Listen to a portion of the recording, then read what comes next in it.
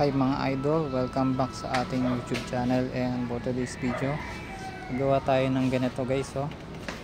Yung wall mounting na shelf for bookshelf. Meron kang pallet na dito, niliha-liha tayo. Pero guys, nakat na pala yung base na ng 70 cm. Tapos dalawang piraso guys. So, ayan, niliha-liha tayo.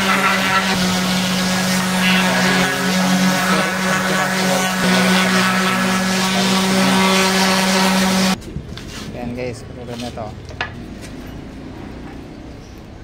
Ayan guys, so kung makita nyo, apat yan. Susunugin na natin yun guys. Tapos dalawang yung maliit. Cup lang yan guys. So yan, gumamit tayo ng guys, ng butane para masunog tong mga palutsina. Para ayan guys, sobrang ganda ng kulay nya, oh.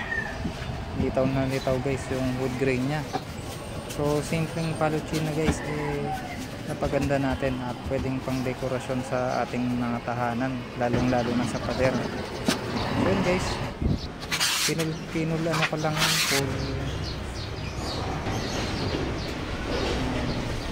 pinunog ko lang lahat. Tapos inano natin to guys ng ng wood stain. Gamit ko dito guys Boysen na wood stain, oil wood stain na walnut. So yan guys, mas lalong gumanda siya guys, at ang ganda ng kulay niya. Talagang siya, walnut na walnut yung kulay niya at sunog pa. So kitang kita yung ganda ng ng kahoy natin, no. Ito guys, so, hindi ko lang napakita guys, no. Ganito yung itsura niya, ganyan ko siya inassemble.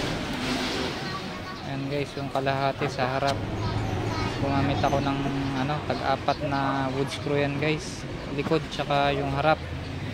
So ganyan yung setup niya guys, no. Kasi ito guys, papakita ko sa inyo guys, lahat to guys 70 cm. Ayan, 70 cm lang yung sukat niya guys. So pag nag-cut kayo, 2.5 na D4 na palutsina guys.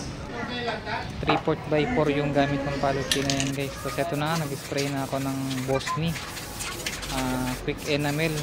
Clear yan guys, clear, para pang waterproof natin yan at tumagal, hindi anayin guys.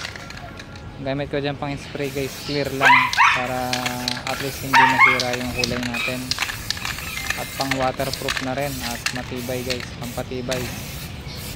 Kasi ito na nga guys yung kanilabasan, no. Ang ganda na ng mga patungan ko ng mga books ko, mga comics. Kahit anong dyan guys, pwede nyo ipatong mga libro-libro. Salamat guys, hanggang sa muli ulit natin na DIY, and don't forget to subscribe guys, and marami pa tayong DIY projects na gagawin. Salamat.